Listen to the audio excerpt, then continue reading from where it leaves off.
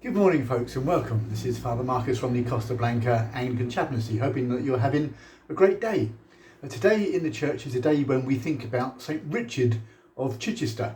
And I come from the Diocese of Chichester and was ordained about 100 years ago in Chichester Cathedral, near to the shrine of St. Richard. His feast day used to be in April, and it would always fall in and around Lent.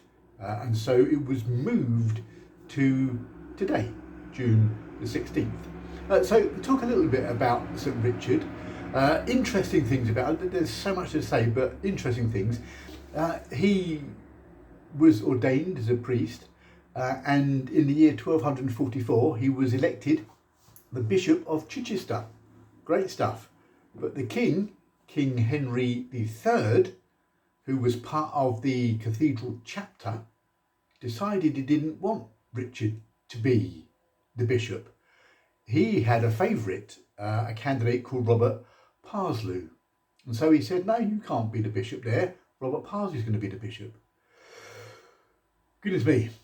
There was a big turmoil going on, and Archbishop Boniface refused to confirm Parslew, the king's choice. And so both of them appealed to the Pope. Remember, this is in 1244. And what the king did, King Henry III, he confiscated all the properties that belonged to the Diocese of Chichester, and all their money and everything. Great stuff. Pope Innocent IV decided that he was going to confirm Richard's election as Bishop of Chichester. So that's what he said. And he appointed him, or consecrated him, bishop in Lyon in March 1245, and sent Richard back to Chichester. But the king refused to hand back any of the properties of the see of Chichester. And that went on for 2 years until the king was threatened with excommunication, and then he gave in. So a bit of a dramatic start to his role as bishop within the diocese.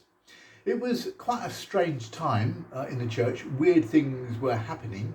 It was in need of reform, and Bishop Richard was keen to work to reform the church, and also to reform particularly the clergy and their practices and the things that needed to happen. At the time, clergy were supposed to be single, and they weren't all single, and so he tried to reinforce that. They were only supposed to have one parish, one benefice, and sometimes they had another one under an assumed name, and he got rid of that. But he was also very protective of his clergy, and he really gave a hard time to some knights who had attacked or beaten some of his clergy. He gave them a really hard time. And do you remember the whole idea of sanctuary, when someone seeks sanctuary in a church?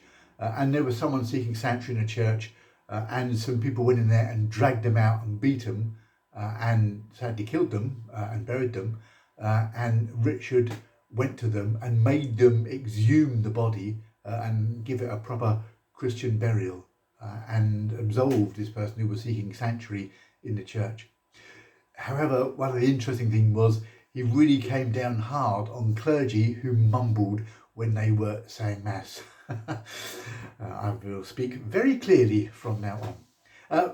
Richard's shrine in Chichester Cathedral has been a place of pilgrimage for hundreds and hundreds of years, and there are a number of miraculous events that are supposedly to have happened to people who've been on pilgrimage there.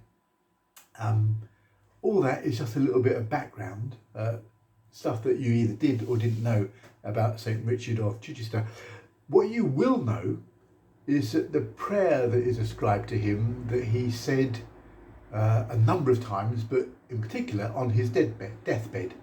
And the moment I start it, you will remember it.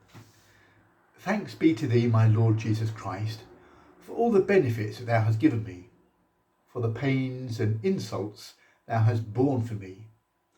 O merciful Redeemer, friend and brother, may I know thee more clearly, love thee more dearly, and follow thee more nearly.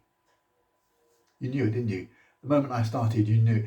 And I bet you almost put an extra line in at the end, day by day. The reason for that is because that prayer of St. Richard was used by Andrew Lloyd Webber as he wrote Godspel. And it became famous, and it was called Day by Day. It's a song in Godspel, day by day.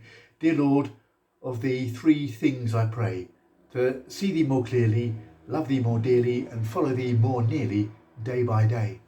It's a beautiful song, and it's exactly how we know it, and we tend to go to that version, but it's not the original.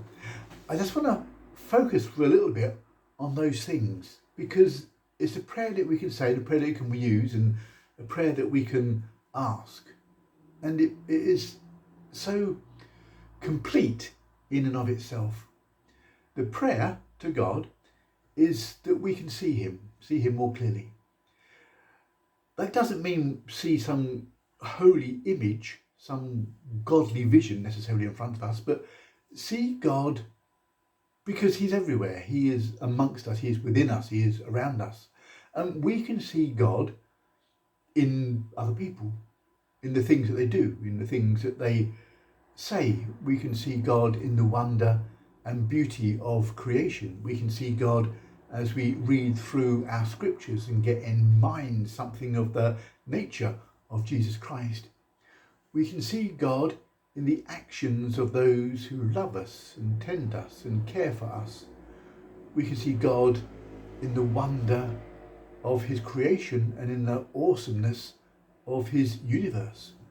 We can see God in the immensity of when we look at the sky, and in the tininess of something that we can hold in our hand. We can see God every time we see a newborn baby. We can see God in the heart and mind and soul of people who tell us they love us. We can see God at work through the lives of his followers.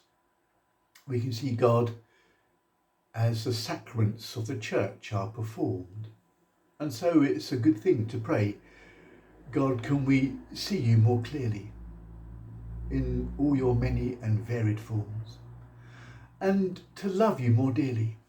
It's such a thing to try and love God, and it's not just about outpouring our love and our affection and our honour to God.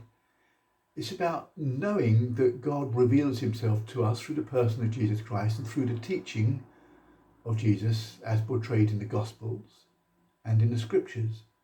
And to love God means listening to what he's got to say for us in our lives and in our situation.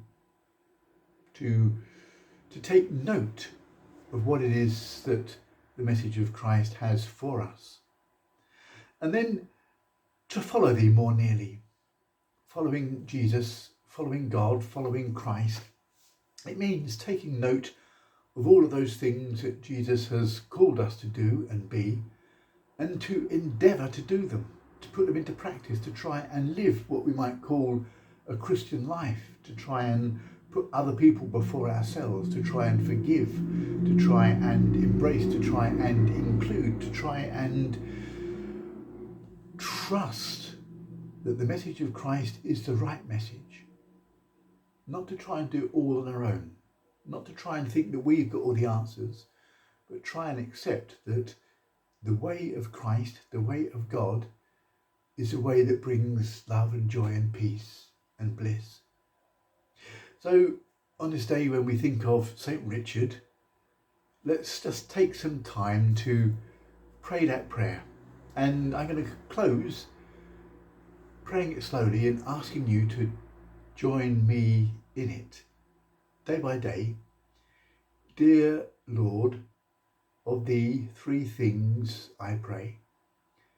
To see thee more clearly, love thee more dearly, and follow thee more nearly, day by day.